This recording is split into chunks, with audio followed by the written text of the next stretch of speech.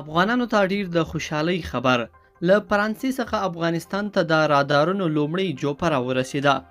د هیواد د ملکي هوایي چلند اداره وایي له فرانسې هیواده کابل ته د رادارونو لومړۍ جوپه را رسېدلې ده. د ملکي هوایي چلند ادارې د خبرپاڼې په خپرولو سره ویلي چې د رادارونو دغه جوپه نن کابل ته راورسېده چې په لګولو سره به یې د افغانستان د فضا څارنه او کنټرول په لاس کې ولري.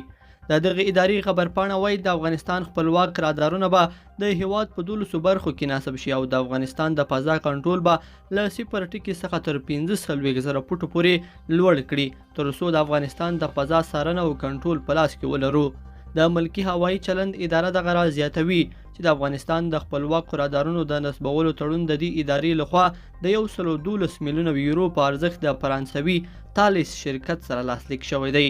دا په داسې حال کې ده چې له دې څو ورځې وړاندې د کابل هوایي ډګر کې د مزایل ضد دفاعي سیستم هم له بریالۍ ازموینې وروسته فعال شو. دا په تیرو ډیرو کلونو کې لومړنی د مزایلو دفاعي سیستم دی چې افغانستان ترې برخمن کیږي. بلخوا د افغانستان په بیلابیلو ولایتونو کې د جګړو له شدت سره سم د هیواد ملي دفاع وزارت وایي یو شمېر ولسوالۍ له طالبانو نیولې او د دغې ډلې لسګونه جنګیالي یې وژلي دي.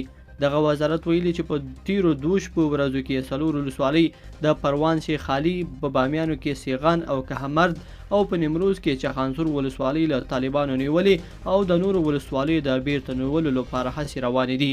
د دغه وزارت مرستیال ویاند په ودامان د شنبې په ورځ ازادي راډیو ته وویل چې امنیتي او دفاعي ځواکونه ولسي پاڅون کوونکي په بیلابیلو ولایتونو کې د پرمختګ په حال کې دي. لیدونکو په دې هیله چې دا مطلب به مو تر پایه لیدلی وي. که مو دغه ویډیو خوښه شوې ویډیو لایک کړئ او چینل سبسکرایب کړئ. تر بیا ښه وخت.